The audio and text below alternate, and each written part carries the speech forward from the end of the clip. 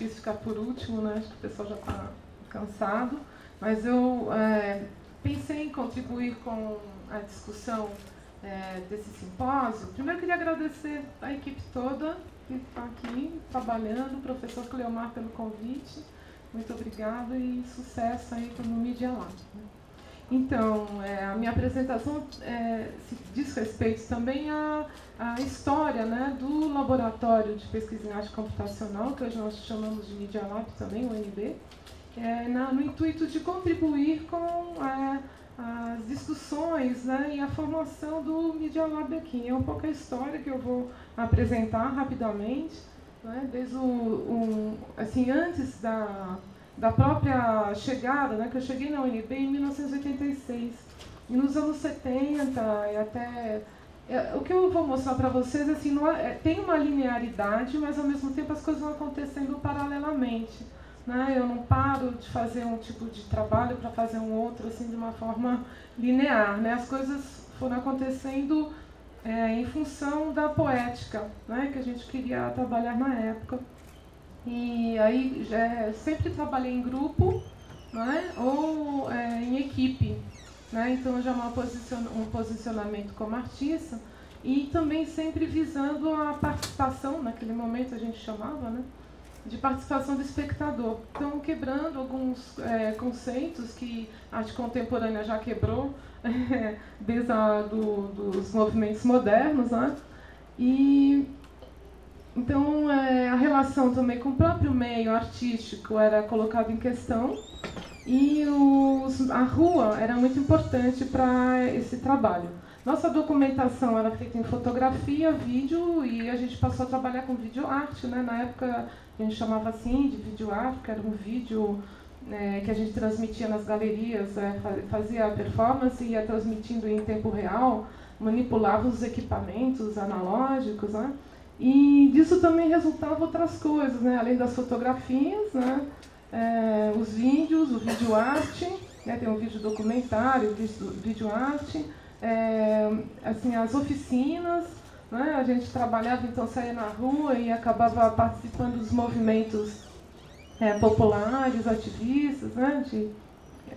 E trazia as pessoas para trabalharem conosco, né?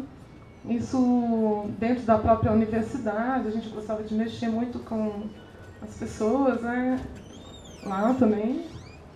E a gente começou a misturar, então, né, as tecnologias de vídeo com tecnologia de animação. E eu fiquei assim, encantada, né, quando eu pude trabalhar um pouco com modelagem tridimensional.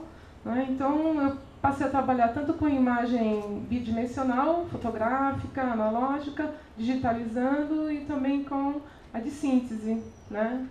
Construindo, então. E era muito difícil, né? Porque a gente, toda essa parte precisava de muito processamento, isso em 87, mais ou menos, e também a gente percebia que alguns softwares não faziam o que a gente queria.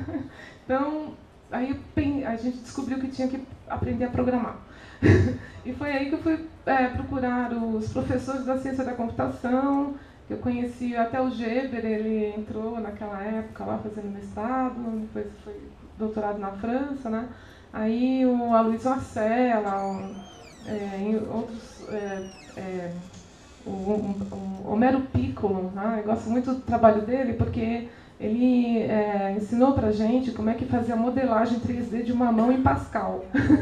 Assim, desenhando vértice por vértice, em linguagem, né? Naquela lista. Né?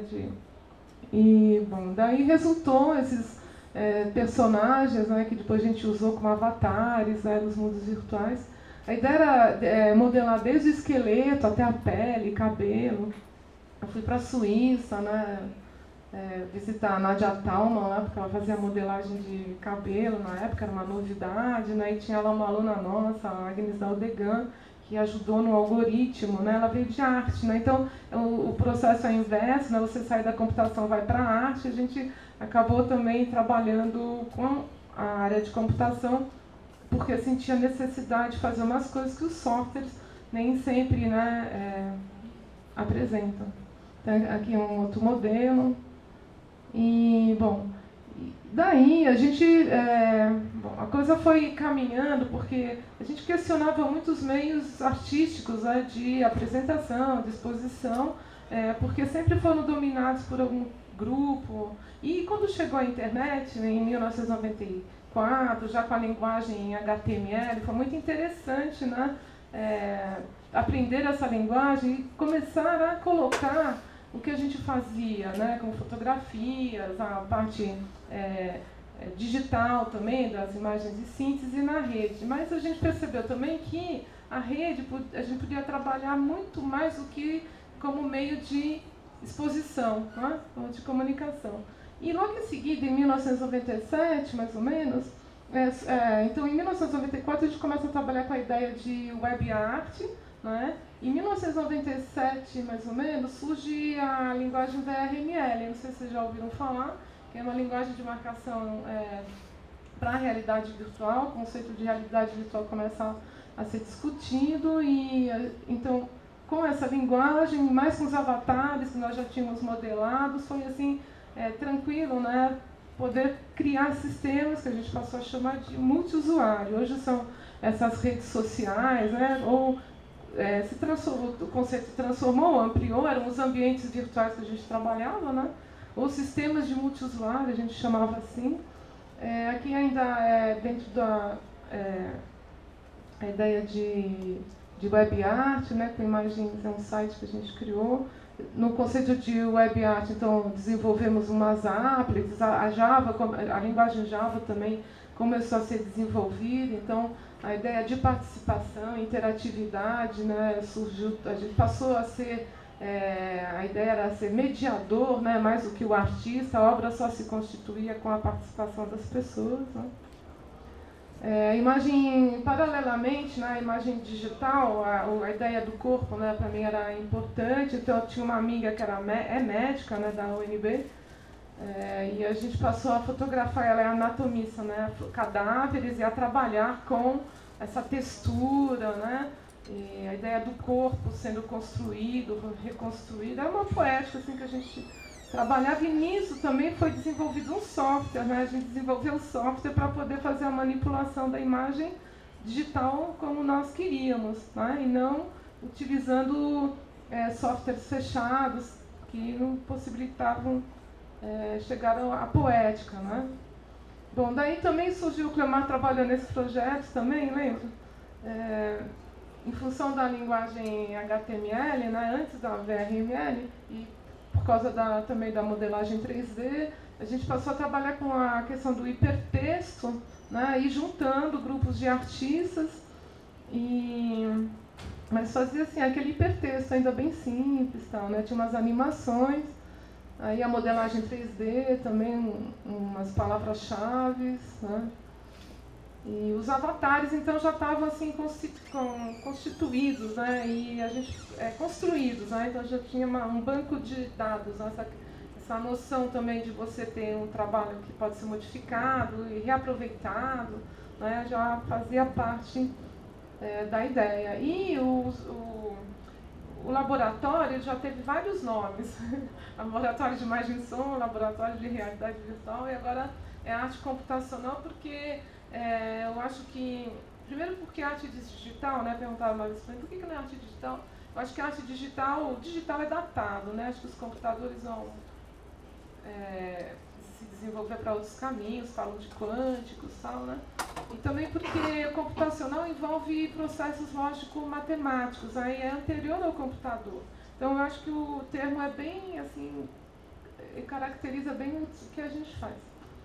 E também, em função da complexidade dos trabalhos, a gente passou também porque a instituição permite isso, em função também do local que o laboratório está, que é numa universidade, né, a trabalhar com pessoas de outros campos, né, de conhecimento e em equipe, né. Então, a ideia de grupo mudou, né, quando eu trabalhava com performance, só tinha a ideia de grupo, aí passou a ser então uma equipe com coautoria, e nunca mais fiquei só, né, não gosto de trabalhar sozinha, muito bom estar junto, né.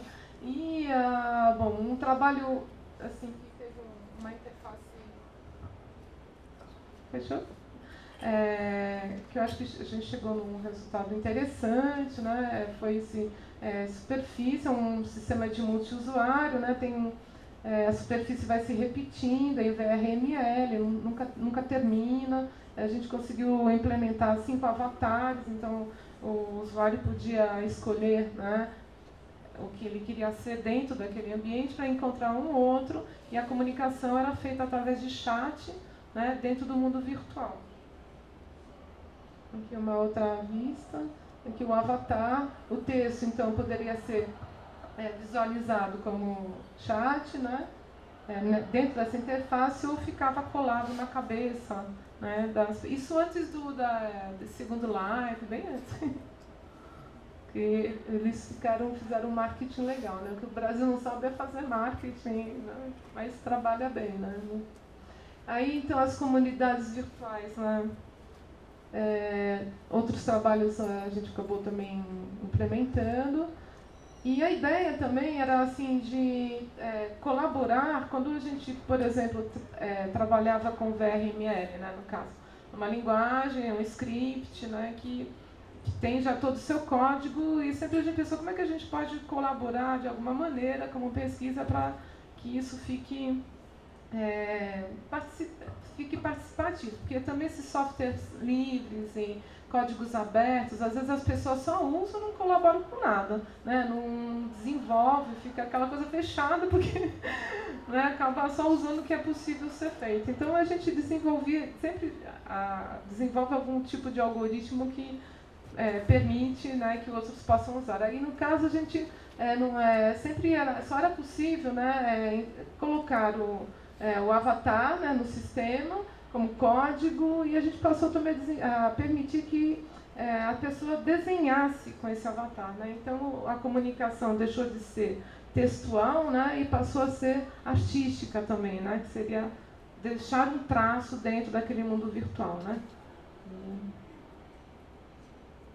Esses resultados são... Bom, e o sistema que assim foi mais complexo, chamado Kinetic World, eram vários ambientes, né, virtuais. O que eu gostei mais, né, do resultado foi esse daqui, onde o chat era a palavra transformada em... Não, tá bem. No mundo virtual 3D. E a comunicação era feita, então, ou seja, não havia muita comunicação, porque as pessoas não conseguiam se entender, né, na verdade. Aqui indo um pouco mais rápido.